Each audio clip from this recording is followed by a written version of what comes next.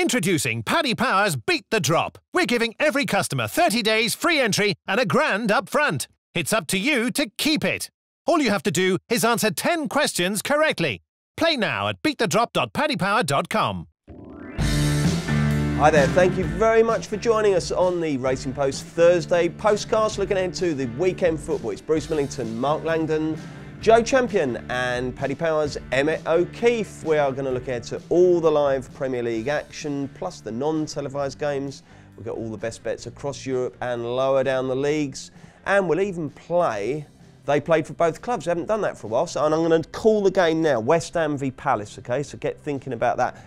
Do focus on your answers though, because I know what it's like when you get that. You kind of, I'm asking you a question like, Liverpool, but because you know you're daydreaming, all right? But let's see if we can get somewhere with that.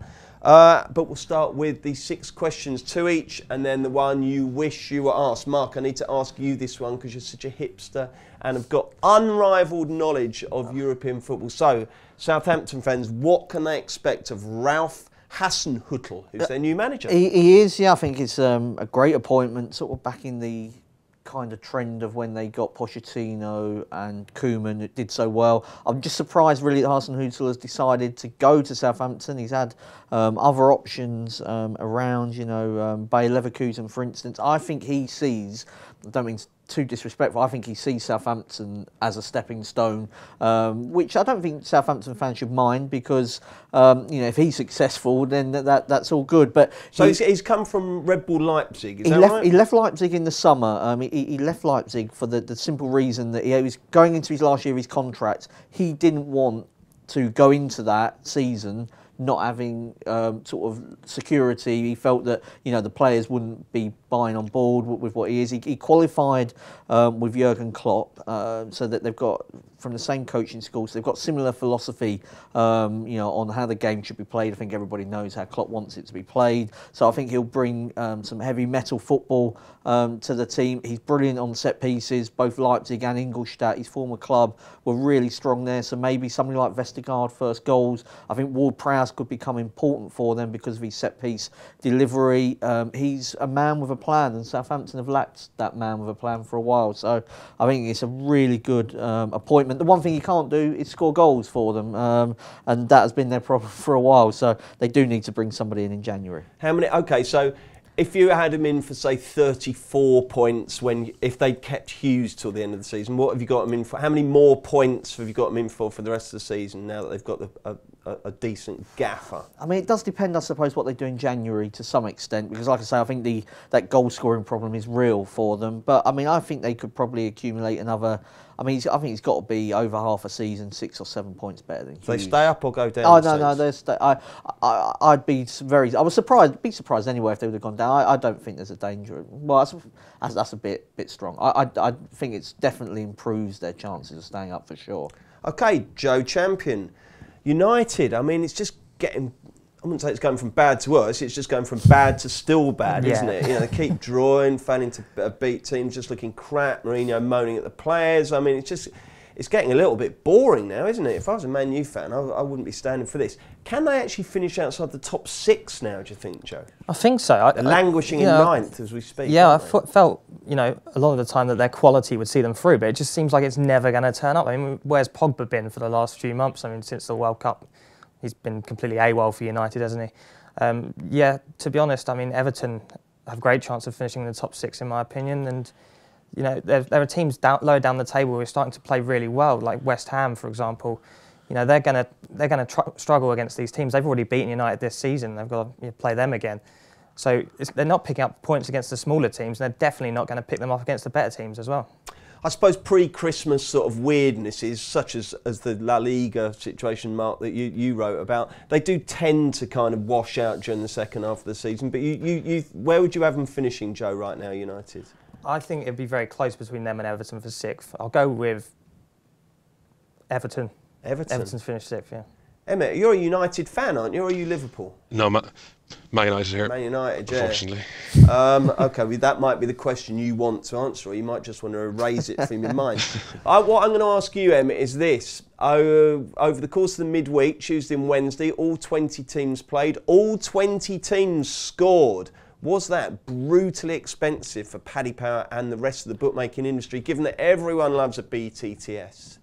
It was, but not quite that bad, because in the big game, anytime there's a draw in a big game like the Man United Arsenal game, it's always a good result for bookmakers. And then Chelsea getting chinned as well, with a chinned lot of multis. Oh, and mine as well. Honestly, that cost me $4.5 bloody grand, Emmett. Christ. Yeah, no. So other results kind of went our way, so it wasn't too bad. No, you got away with it, did you? Yeah. But maybe a winner at Old Trafford and Chelsea hanging on would have been a different story, would it? Correct. Yeah. Absolutely. I spoke. It's the first time since 2008 or 10. 10. You did a story last night. Yeah, didn't so you? it's the first time. So diligent, Mark. So you saw it all and you fired up the laptop. I and did. a web I'd only had story, 2 Coronas, so that was all right. But it was 2010 the last time it happened. I spoke to somebody in the bookmaking industry who said if that was a Saturday, it would have been a lot worse. The fact it was Tuesday, Wednesday helped, and you know if that's with the favourites winning, like it's disaster time, real disaster time. No, I think you've had quite a good season all told, Emmett, haven't you? Yeah, not too bad really. Man United's continued struggles a bit of big help, to be honest, because they're one of the biggest public teams. Oh, well, you've got to put company loyalty before personal preferences, haven't you? Exactly. Now, Mark, everyone always goes on about who's going to go down. That's always the betting focus. But it's quite weird, isn't it? Because it's like talking about horse race and only talking about the place market. Who's actually going to finish bottom? Before you answer, Emmett, perhaps you could oblige with Paddy Power's latest on who finishes rock bottom. Absolutely. Burnley 2-1, Huddersfield 3-1, Cardiff 3-1, Fulham 7-2, Southampton 12s, and Newcastle 22s. Okay. I mean, that is a really tough question. I think maybe the values with Cardiff, just because I think I mean, you know, if you thought they were the worst team before the season started, I mean, they haven't done that much to suggest that they're that much. I mean, they've been competitive. They're competitive, aren't They've been they? competitive, but I still think there's a lack of quality there. You know, and it's a really competitive market. I don't think Fulham will finish bottom. You know, not Southampton. So then it's Burnley, Huddersfield, or Cardiff. I think of those 3, I would still say Cardiff are the worst of the teams. Huddersfield, I think, no matter what, will fight to the end. And you're looking maybe for a team that could lose their way, and I just think there's probably more chance of Cardiff doing that than Huddersfield, and Burnley, who I don't see that happening under Dyche. You don't? Not falling away. I mean, I think that they're in a real bad spot. I just don't see them actually sort of, you know, finishing with like 20 points or something like that, early 20s. I think that at some stage he'll kind of get them on a little bit of a run, even if they go down to not finish bottom. I still can't. If you look at all the Premier League results, the games played so far, Burnley 4, Bournemouth 0. I watched Burnley on Saturday. I mean, I think they take 7 hours to score 4 goals. I cannot believe they did it in 90 minutes. Amazing. Right, the next manager to go, Joe, let's get the latest from Emmett, and then you can tell us where the value is. Sure. We've Mourinho favoured 15-8, Nuno second favourite 5-1, Warnock 7-1, Sean Dyche 7-1, Hodgson 10-1, Benitez 10-1, and Eddie Howe 20-1. What about nobody to go, Emmett? We don't have a list, but it would be 100-1 plus. 100-1, would it really? Yeah. Why is Nuno so short, Emmett?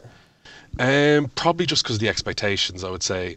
Obviously, they had a good result last night, but just the expectations would be very high with Wolves, and I think that's. And in general, I don't think that apart from Mourinho, there are that many managers under pressure, I would say. No, I was going to say that's why the no one to go is quite interesting. Joe, it's your question. What's your answer?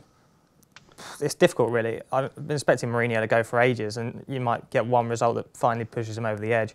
If they'd lost last night, that could have been it. But is he value at the price, considering he's been favourite or around favourite for so long? I don't really know. Nuno. I think Wolves are still doing fine, really. I couldn't back him at that price in a million years. Possibly, you're looking at a team that might potentially go on a bad run, and I think Leicester have got a tough run of fixtures coming up. Maybe Claude Puel, possibly, but sounds like you're leaning towards no one. I think with so long to go in the season, someone's going to panic when they're near the bottom of the table and pull the trigger. But at the moment, it's difficult to call, really. You're going to keep your powder dry, are you? Okay, Emmett. Last question for you. What is your lay of the weekend? My lay of the weekend, probably Liverpool. I think they've been kind of scraping by. They're overperforming against their expected points. Obviously, Sadio Mane is out, and I just wouldn't be confident backing them at 8-13. Okay, well, they are our first live game, and we'll get round to them soon. But before that, the boys will take on the question they wish they'd been asked. Mark? I'll take the manager one. I wondered whether your boss, Roy Hodgson, may just be, I'm not saying he should be, but somebody maybe that could get dragged into it. And Palace have shown before that, you know, that they've changed their manager successfully at times to sort of keep them up. I just thought that defeat at Brighton, you know, if there are fans that are sort of 50-50 about him, that sort of turns it. I'll tell you what, I spent most of yesterday morning defending Roy, so there's a lot of Palace fans who do want him out. I just, it wouldn't be that amazing to me if he sort of got dragged into that managerial scrap. And I agree with Puel, you just don't know the uncertainty sort of, you know, with stuff off the pitch at the moment with Leicester, whether they're not really in the right place to just make any kind of big decision like that. So Roy and Claude. They would be my two. But yeah, I think Roy Hodgson's the value. Yeah. Okay, Champ. I'll take to finish bottom. I can't see how Dyche is going to turn things around at Burnley. Really, to be honest, I mean, you know, they're conceding more shots than any team quite comfortably, which is something they did last season. But they were defending better. They're not defending as well now. Because he always used to, that was his catchphrase, wasn't it? I remember we were down the pub last season and we all had to try and do a Sean Dyche impression. And the phrase we all used was, "We defended well." But they're not even, you can't say, "We defended well" anymore, can No, they? he was talking about Eye of the Tiger and all this rubbish the other day, wasn't he? Yeah, they've lost the Eye of the Tiger. Yeah. Well, whatever that means. When managers start talking like that, you know it's going wrong somewhere, so they could be the value to finish bottom. Yeah, I mean, 2-1, they looked absolutely dreadful, I've got to say, on Saturday. Not impressed with them at all. Emmett, which one are you going to answer? I'll reluctantly take the Man United question. Come on in, mate. Tell us what's going wrong and what's going to happen. I just thought it was very noticeable in the last 20 minutes. The Old Trafford crowd was completely quiet. Arsenal were looked by far the more likely winners. And there was a lack of belief there from the crowd, and that was reflected in the performance. And to me, there was only going to be one winner in that last 20 minutes. And there's been some talk that Man United are going to wait, like they did with Moyes, that they're going to wait till it's mathematically impossible for them to reach the top four before they fire Mourinho. That's a good idea, isn't it? Wait till it's completely impossible for a new man to make a difference and then bring him in, yeah. Exactly, yeah. But if that's what they're thinking, I think it could get quite ugly. I think you saw maybe the fans kind of stayed with Mourinho in that Newcastle game when they came back 3-2, but I would sense that support's ebbing away. And I was out there a couple of weeks ago for the Palace game, Emmett, and they were either quiet or quite loyal. There was very little booing, very little dissent. I think the Man U fans are phenomenally loyal generally, and that's buying him a lot of time, because if they were getting on his back like, say, the Liverpool fans did with Roy Hodgson, then he'd be adios already, wouldn't he? 100%. To be honest, I think he firmly has his eye on the Real Madrid job. Real Madrid got beaten by Eibar there a couple of weeks ago, 3-0. And the Solari's position wouldn't be that secure. And apparently Florentino Perez still has a lot of affection for Mourinho from his time there. So I think I'd say that would be, I think that's his best case scenario. And who would you like as Man U manager? Like Pochettino would be brilliant. Like Allegri. I'm looking for Mark to sort of give an expression of, I dare say he would, but he's not saying it. So Poch could be your number one choice. Poch, Allegri, the resources Man United have, there's plenty of good candidates. I think probably what other kind of top managers might hesitate to come into was if Ed Woodward was still in control of the transfers. There's been some talk that a director of football will come in, but we'll wait and see. Woodward's been reluctant to relinquish control there, so let's hope they give it to Wenger. That'd be the funniest thing, wouldn't it? I just think the Man United fans have backed themselves into a corner, really, because they've been so pro Mourinho, and it was all Ed Woodward's fault that they now can't. And there may well be some truth to that, but they can't now. You know, they can't now be seen to be turning on the manager. I just wonder on the top four thing. I think sometimes there's clauses, aren't there? It's a lot cheaper to sack them if you can't qualify for the Champions League. So maybe that's the reason. Yeah, but the money they'd save doing that is going to be offset by the amount they're not going to get by not being in the Champions League. I just wonder if they've already given up on the Champions League. Really, I mean, Mourinho said December was a big month to get back in the top 4, and then he was talking about the battle for 6 with Everton. So he looks like he's given up. With each passing week, it makes you realise what a genius Ferguson was, doesn't it, Mark? It does, yeah. I mean, I think he left. Although you could argue he left United in a worse state, say, than Wenger left Arsenal, and you know, that makes it easier for Emery than it has done for the. I think Ferguson saw the trouble ahead. Okay, put it that way. Let's start our weekend preview with the 12:30 Saturday lunchtime fixture. It takes place at Dean Court. It's Bournemouth versus Liverpool. It should be a very attractive game. And Paddy Power bet as follows. Bournemouth 4-1, draw 16-5, Liverpool 8-13. 4-1 Bournemouth, Mark. Does that do it for you? Not You're overly. not mad on Bournemouth, are you? I'm not. I have been quite positive in them in some of the big games that they've played recently, but it's the defence that can, like, they are sort of, you know, always conceding like 2s and 3s in these big games. That makes it very difficult and they're the one team that's made Manchester United look good in the second half of that game at Dean Court. First half it was all Bournemouth. I like Liverpool to win and both teams to score. Bournemouth have scored against Arsenal and Manchester United and the way to Manchester City, and I think the Gomez injury could be quite a big one for Liverpool, because it does bring sort of a Lovren or Matip or somebody like that into play, and I think that Gomez's recovery pace has been a big part of Liverpool's success this season. So they may concede, but you had Firmino and Salah nicely rested, and I know they sort of had to bring on the big guns against Burnley, but and that was impressive, I thought, from Liverpool to be 1-0 down with, you know, what was about half an hour left, and to still manage to come back. They're showing a lot of fighting qualities, even if they are sort of struggling to get the wins. I think they will get the win, 2-1, 3-1, something like that. Liverpool and both teams to score is Mark's first tip of the postcast. Joe, what's yours? Yeah, similar sort of thing. Liverpool to win, but by a 1-goal margin. I think they're a bit too short to just back them to win the game. Arsenal and Man United have both gone to Bournemouth recently. They were sort of 11 to 10 shots. I mean, Man United probably justifiably so, but, you know, is there much between Arsenal and Liverpool at the moment? Probably not. So, yeah, and Liverpool have only won 3 of their last 8 away, which suggests that, you know, they're not quite doing it like they are at Anfield. And so if they win, it might be by a small margin. They'll nick it. Emmett, what's your fancy? I was looking at Naby Keita first score at 12-1. I was really impressed him against in Liverpool's away match during the week. And I think just to remember, we saw a lot of money for him in the PFA Player of the Year market. He went off maybe 3rd or 4th favourite for that. And he's obviously struggled with injuries and he's been in and out of the team. But I think if he gets firing, I think he'll be a huge player for Liverpool and kind of give them that link player between the midfield and the front 3 that they've lacked since Oxlade-Chamberlain got injured. So I'd look at him in man of the match markets as well when they go up too.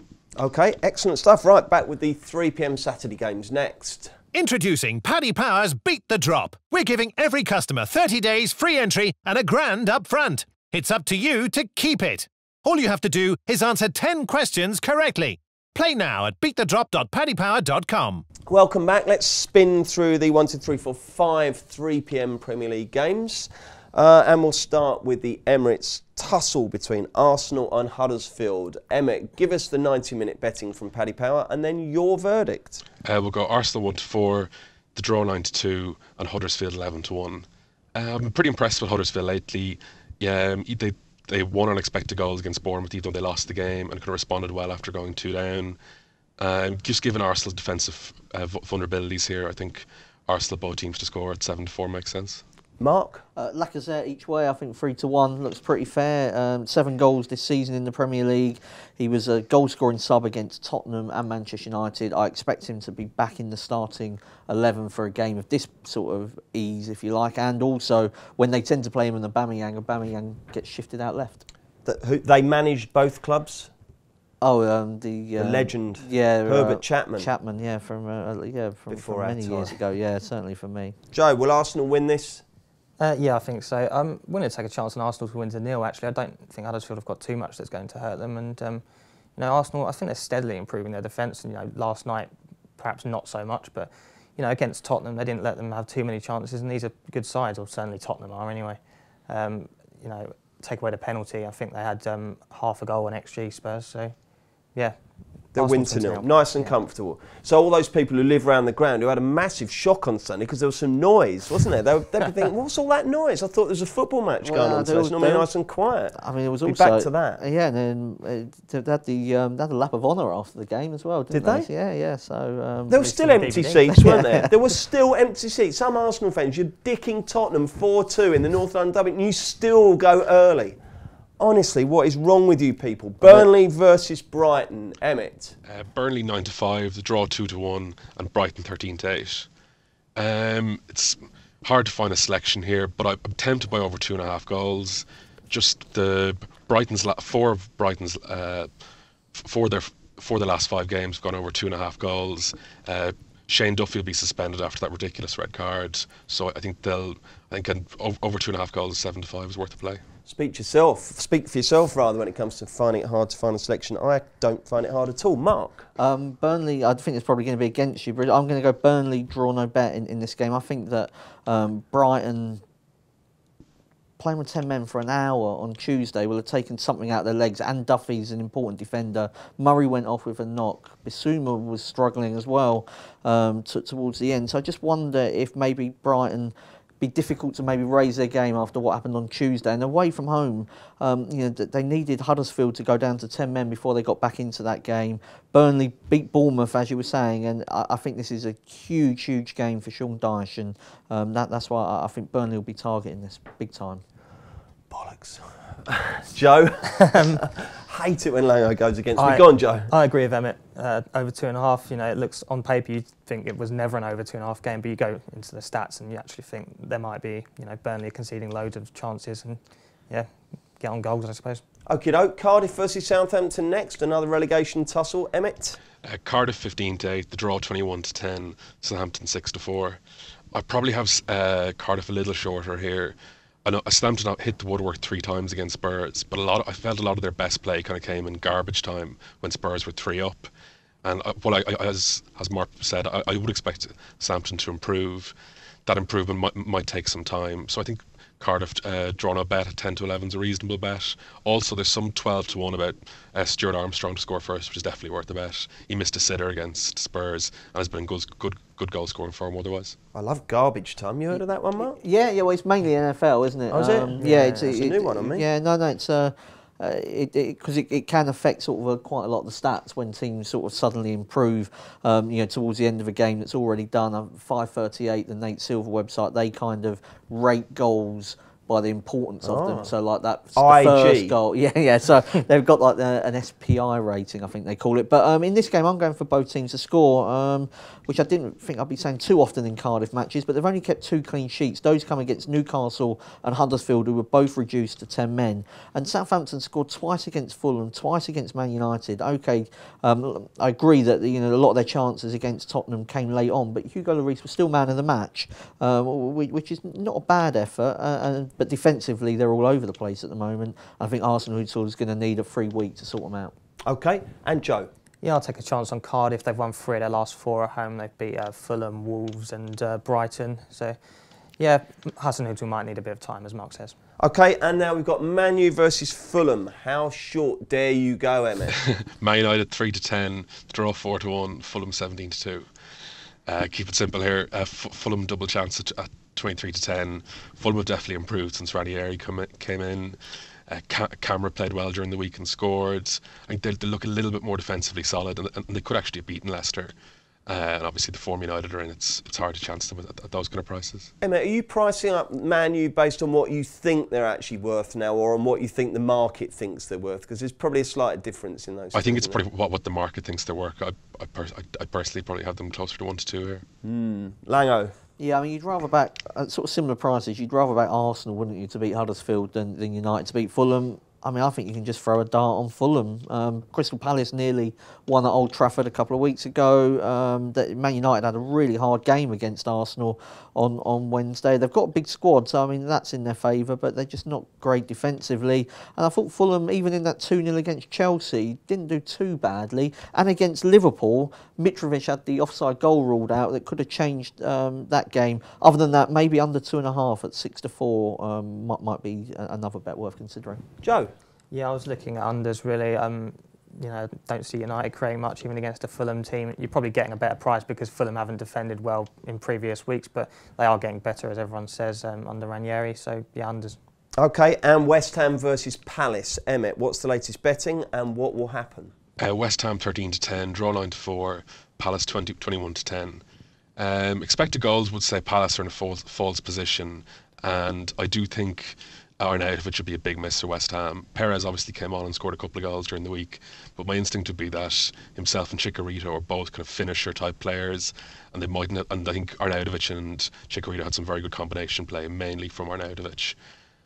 Palace, I think, are kind of better away side as well, and they are at home, so I'd probably take a chance on them at 21-10. OK, good. Mark? The draw, I mean, if you have a look at what West Ham have done in their most two recent games, Newcastle, probably a perfect time to go there. Newcastle have been on this winning unsustainable run, and the fans were involved in a protest that I think unsettled the players. And then against Cardiff missed a penalty at 0-0. You could have got a different game there. I agree about Arnautovic, such a huge player. And Palace had been on an upward trajectory prior to what happened against Brighton. First goal was never a penalty.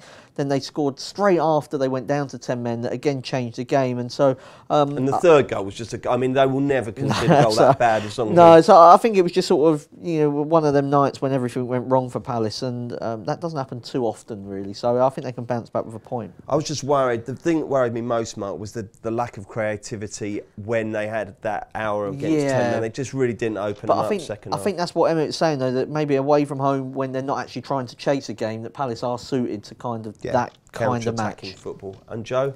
I'm going to complete the set. West Ham to win. I've been just quite impressed with West Ham recently. Palace, they beat Burnley, didn't they? But we did annihilate Burnley. 29 shots. I mean, it was astonishing. We were brilliant. None of them went in though. Like two of them, you've got a cross that missed everyone and went in the goal, and you've got an absolutely spectacular Andros Townsend shot, which if he keeps doing that, then he's not. They're all going to go out the ground, aren't they? I can't argue with you, Joe. Yeah, I think West Ham will win. Right, they played for both clubs, Palace and West Ham. What have we got? Tompkins. Tompkins, yeah. Koyate. Tompkins and Koyate are the obvious ones, aren't they? Did Ian Dowie play for Palace? Ian Dowie did, indeed. Yeah, that's a very good one. Ian Wright, yeah. Freddie Sears, Talking of Koyate, actually, he's obviously known for offering a little message up to the Lord before each game, so you could say they prayed for both clubs. Who else have we got? Anything else there? We've done quite well there. We've got a little five-a-side team, one and then stopped, I think. Yeah. If you just want to randomly shout someone out, Tony Gale. Tony Gale? Did he play for Palace? I don't remember. He certainly played for Palace, yeah. He definitely played Tony for Gale. So feel free to just shout random names out as we carry on the postcast with the 5:30 game. It's the game of the weekend. It's live on BT Sport and it's Chelsea versus Man City. What a game in store. Emmett, how do Paddy Power bet? With Chelsea 3-1, the draw 11-4, and Man City 5-6. I haven't seen any prices this weekend, and when you said Chelsea 3-1, I was like, ooh, 3-1 at home to. But what do you think, Mark? Yeah, I think Man City pretty solid. I mean, they were like 3-4, 8-11ish against Tottenham, and I think we saw when Tottenham played Chelsea the other day. That there's at least nothing between them two teams. You may even argue that Tottenham are superior, and Man City are definitely superior to Chelsea, and by quite some distance. They've won 7 in a row in the Premier League. It shows how good City are. There's no De Bruyne and no Aguero. And I'm still thinking 3-4, wouldn't be a bad price or something like that. So they're just on a different level to most teams in Europe. And Chelsea, I think they've actually only won 4 of their last 10 Premier League games. That was against Fulham, Crystal Palace, Burnley, and Southampton. So they're not doing that great at the moment. They were absolutely pressed to death in the Community Shield against Man City, who just destroyed Jorginho. And I know he's had a bit of time to get used to the Premier League, but I think that what Tottenham did to Chelsea, sitting alley on Jorginho. Yeah, I mean, Man City are going to do that plus 3 or 4, aren't they? So I think City will win, and I think that they're a decent bet to do so. Excellent, Joe. Yeah, I completely agree. With Man City are. Well, they're about 4s on to win the league, despite there only being 2 points in it. So that shows how highly they're rated at the moment. At the start of the season, they were sort of an 8-11 shot, something like that. And, or are they? I don't know. You're right. Sounds about right. City are fantastic, in my opinion. They're probably, arguably, the best team I've ever seen in the Premier League. And, yeah, they're against good teams this season. You know, they've already beaten Arsenal, beaten Tottenham. They probably should have beaten Liverpool really if Mahrez hadn't have skied that penalty. And you know, last season they played Napoli, Sarri's Napoli, and they beat them home and away in the Champions League. So a bit of form there for us to go on. And yeah, Chelsea not particularly impressive recently, really. So yeah, I'm all over City for this game. City won 13 of their 15 Premier League games. The other two, there was the Mahrez missed penalty against Liverpool, and then the handball goal from Wolves. So I mean, on another day they could have had and it's not like those wins have been scraping wins either. I mean, on another day they could be 15 from 15. Roger Hoy played for both. Roger Hoy actually left us last week. He was a great player for West Ham and Palace. Again, way before your time. Yeah. Emmett, what's going to happen in the game of the weekend? Yeah, like the lads, I'd lean Man City in the match markets. I'm just interested to see will there be a big response from Chelsea, because they were pretty unlucky to lose to Wolves. I think the Wolves scored from their first shot on target after Chelsea had missed a fair few chances. And I'd be intrigued to see just how City cope if Chelsea really press them aggressively. You might have N'Golo Kante pushed up onto David Silva. And again, Eden Hazard as well hasn't scored his last 11, but did look a lot better against Wolves. Last 11, wow. Yeah, so I'd expect a much better performance from him. And I think over 3.5 goals, 6-4 is reasonable as well. I don't see Chelsea keeping City out. I think this will be an open enough game with Chelsea playing pretty aggressively. Should be an absolute cracker, shouldn't it? Yeah. Excellent, thank you, lads. I hope we don't make a separate clip out of just that particular game preview, because I'm going, that was really good, that. But why did that bloke in a silly shirt just suddenly shout Roger Hoy halfway through? We've got a Saturday night game, which is always good news. 7:45, Leicester versus Tottenham. Again, it's on BT Sport. Hopefully it'll start just after Strictly, the semi-final, so I don't miss too much. Emmett, you going to watch Strictly? Probably not, Bruce. I wouldn't be a fan. Oh, it's excellent. Who's going to win this? We've Leicester 11-4, draw 5-2, and Tottenham 10-11. I'd probably have Spurs a bit shorter here. Spurs have the most away points in the league this year. They were second in away points last year. It's been a consistent feature under Pochettino. And I think Son's playing great as well. Trippier's back in the lineup. I expect Spurs to play well here. I think 10-11 is reasonable value. Joe, what do you reckon? Yeah, I'm backing Spurs for this. What I was going to say. Yeah, they've lost 3 of their last 16 games, and that came in the North London derby at the Emirates, Barcelona in the Champions League, and against Manchester City. So you know they're obviously playing well. You could make an argument they're certainly in the top 3 teams in the league based on the Chelsea game, and possibly they're sort of level with Arsenal at the moment maybe. Yeah, and I think Leicester, they're playing well, but when they play against better teams, they don't seem to get it done. They've lost against United, Liverpool and Arsenal this season. So is Vardy going to play? I've no idea. He was out of the game, wasn't he, against Fulham? And I'm not sure. I mean, I think he is an important player. He's a big loss because that Tottenham defence has looked vulnerable on occasion. But if he's not there, then they're not going to get at him like they might do. So you're just going to go as a neat win bet on Tottenham? Yeah, I think so. 2 votes for Spurs, Mark. I was going to go for. I mean, both teams to score is pretty short, so I was looking at both teams to score and over 2.5 goals. I mean, Leicester have scored in all bar 1. Of their games in the Premier League this season. Tottenham have scored in 30 of their last 31 Premier League away. In their away games in all competitions, which kind of goes back to what Emmett was saying about Pochettino. I think he's realised maybe more than most that you're better off trying to win and maybe losing some. They haven't had a draw this season, and you're going to need such a high point tally to do anything in the Premier League. Like you've seen teams that maybe even like Arsenal to an extent, they're on this long unbeaten run, but they are drawing quite a few games, and Tottenham play to win sort of every single time, and sometimes it goes against them. But if you have a look at their attacking threat, they're right up there. They have got Barcelona on Tuesday, so whether he plays Vertonghen and Alderweireld, I wouldn't be so sure. I reckon he may leave one out, which I think gives Leicester an opportunity to at least score. But yeah, but both teams scoring over 2.5. Lovely stuff. Sunday next. Introducing Paddy Power's Beat the Drop. We're giving every customer 30 days free entry and £1,000 up front. It's up to you to keep it. All you have to do is answer 10 questions correctly.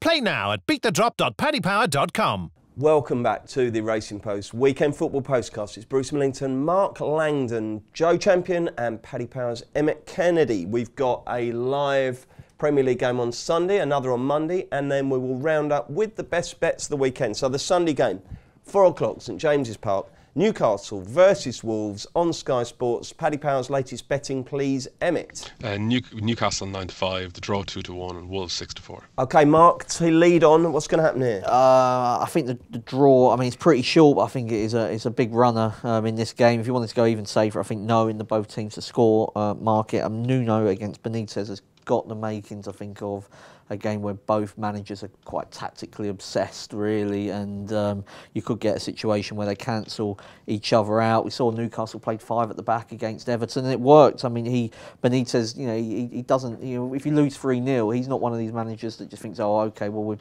do the same thing again next week and lose 3-0. He found a way to sort of make them tougher to break down, and he did it well. I think Wolves are better than their league position suggests, but they're a team that when they beat Chelsea, it was done on the counter, 29% possession, 1 corner, 2 shots on target. I don't see Newcastle, even though they're at home, sort of playing, giving Wolves the opportunity to hit them on the break. I wouldn't be surprised if they cancelled each other out. Okay, draw for Mark. Draw Joe. for me as well. Pretty much everything that Mark's just said. I mean, smash and grab raid against Chelsea. Wolves pretty poor before that, particularly scoring goals. I think they're good enough to sort of finish mid-table this season, and that talked about that quote about Nuno at 5-1 to be the next manager to go, ludicrous. But so I think that Newcastle will probably. They probably don't have the attacking prowess to trouble a Wolves team, but are Wolves going to come back at them either? I think the draw's the best runner at the prices. Could be dull, yeah? Yeah, probably. All right, Emmett, what's your view? Yeah, I agree with the lads. The match betting's tricky enough to call, so probably lean the draw as well.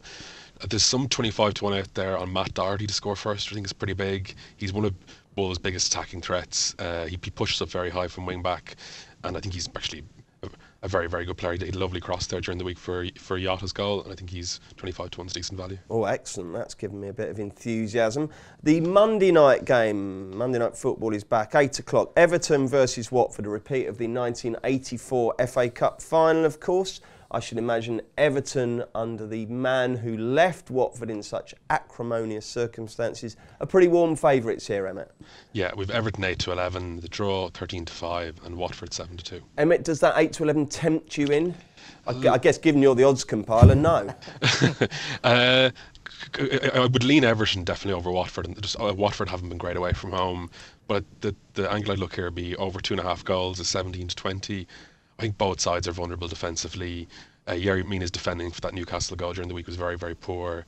I think just Everton look a little suspect, and similarly Watford away from home. So I think that 17-20 is reasonable value. He did it, didn't he? Yerry Mina. He did, yeah. Everyone, no one calls him Mina. Don't worry, everyone does it. Mark? Well, Watford have, since they started with all those victories, the September international break, picked up 8 points only. So I definitely don't fancy them. So if I was going anywhere, they did finish well against City, though, didn't they? I turned over from the Palace game. I had a treble running on City holding on, and I did not enjoy that at all. No, but I mean, before that, City, could have been any score Ben you Foster like. played an absolute blinder in that game. He did, yeah. Everton obviously haven't got the quality of Man City. I was looking. This has happened 12 of Everton's 15 matches, the draw at half-time. I think the way that they're playing is pretty controlled stuff, and I think they're enjoying trying to counter-attack teams, but Watford are not going to give them that opportunity, and it's who's going to score Everton's goals. That's the thing that worries me when I'm backing them odds on. Richarlison, obviously a former Watford man, is the one. I just think that for them to really sort of make that step into top 6, they just need a striker and get Richarlison back out on the left-hand side and have a twin goal threat. So if Everton win, I wouldn't be surprised if it was sort of narrowly, but like I say, I'm going for the draw at half-time. It's copped in 12 of Everton's 15 Premier League games so far. Jolly good. And Joe? Yeah, I'll go with Everton here. I think they're better at Goodison Park. They've got 17 of their 23 points at home, and Watford are on a bit of a dodgy spell at the moment. They did finish well against Man City, but as Mark said, City should have been out of sight by the time they got their consolation goal. Don't both these clubs run out to Z cars, am I right? Everton definitely do, yeah. Who's the other club that I think it's Watford as well, yeah. So it's the Z Cars Derby. Maybe that's why Marco Silva wanted to go to only Everton. Maybe he likes the song. Yeah. Maybe Sky Sports will stop the punditry like they do for Liverpool with "You Never Walk Alone." Say, right, let's all listen to Z Cars. Have you seen the clip of the Newcastle fan singing to Jordan, of former Sunderland goalkeeper Jordan Pickford? It's really worth checking out. They've got a song for him that's about he's only got little arms and can't reach the crossbar, and they were taunting him throughout the game at Goodison on Wednesday. Excellent. I'll check that one out. Let's get the naps. This will not be beaten. We've got to crack on today because we're going out drinking with Steve later, aren't we? We are, yeah. Well, if he makes it down, you saying he was struggling. He's got train hell from Weymouth. I mean, I'm surprised with the money he's won. He hasn't just got a chauffeur these days. Helicopter. Pull your finger out, Steve. Right then, let's get the naps. Emmett, you go first. I'd go for Salford away to Chesterfield in the National League. Salford are the best resource team in the National League, owned by a consortium of Man United players, including Gary Neville. They're a point off the top of the table, and they haven't lost in their last 20 league games. And odds against Chesterfield, who are in the relegation zone, I think represents decent value. Okay, I'm going to fly in the face of everything you heard earlier and tip Brighton to win at hopeless Burnley. Mark? I'm going for Roma to win at Cagliari. Roma have had a difficult run of fixtures lately and picked up quite a lot of injuries, but I still think they're a decent team that will be around about the top four come the end of the season. Cagliari are unbeaten at home, but they haven't played anybody of any note apart from Milan. That was a game that Milan dominated on the expected goals. They also had a really long trip in the week, Cagliari. They went to Verona to play in the Coppa Italia, and Roma have had a free week, so I think that everything points to a conquest for the Romans. We were 4 from 4 last week, Mark. Yes, we were, yeah. It was good old us. So let's keep it up. Let's keep the run going. Joe, what are you going to go with? I'll go with Forest to beat Preston. Forest have only lost once at home this season, and they're an improving side. I think they're really going to try and push for the top spot now, certainly after Christmas and New Year's. They were not scoring that many goals, but they obviously were part of that 5-5 thriller against Villa recently, and they scored 2 goals in their 2 games either side of that as well. So where are you getting they aren't scoring many goals from? They weren't scoring many goals, sorry. They sorted that out, yeah. Preston have only got 6 points away from home this season, and their main man, Callum Robinson, he's been ruled out for 3 months, so he's where their goals usually come from, and he's going to be a big blow for them. Okay, weekend plans, Joe? You going to watch any football? Going to go and see the MK Dons? I'm in the office all weekend, unfortunately, yeah. Oh, that's a blow, isn't it? Emmett, what are your weekend plans? When's the Paddy Power Christmas party? The party's tonight, actually. Is it? Yeah. Have you got a snazzy shirt on? No, but I will in a few hours. Excellent. I'm actually flying to South Africa on Saturday. I'm going for a holiday, and then a friend of mine's getting married to the South African girl. South Africa? Yeah, we're going to Cape Town for a couple of weeks. Oh, beautiful. You've been before? Yeah, but been about 10 years ago, but really looking forward to coming back. Great place, isn't it? Lovely, and lovely weather. Very cheap as well. Oh, beautiful. Have a great time. So we won't see you before Christmas then, will we, Emmett? Almost certainly not, no. Have a great Christmas, mate. Thank you very much. Hopefully you will be back plenty on the postcasts in the new year. And Lango, what are you up to this weekend? The wife's going out on Saturday, so I'm home alone with 2 feisty kids, which happens about once a year, so I'm good. How much of Leicester Tottenham will you be able to watch? Oh, I'll watch all of that. Will you? What are you worried about? Well, Royal Derby as well. Well, I mean, there's Schalke v Dortmund, Chelsea, Man City. It could be a day for the children to be reunited with their iPads, I think, and we'll let Peppa Pig and YouTube. That's the stuff. I mean, they can teach them more than I can. Yeah, of course they can, exactly. I always used to say that. When Lisa used to say to me, the kids are watching far too much telly, I would say it's their window to the world, love. And she'd go, look, never mind that window to the world bollocks. They've been sat there for 3 hours. Do something with them, exactly. So you're not going to see any football? No, I'll probably watch it. You're not going anywhere? No. Did you go to Southend last week? I did, yeah. Southend against Barnsley. A fully deserved victory for Barnsley, even though it got very hairy towards the end.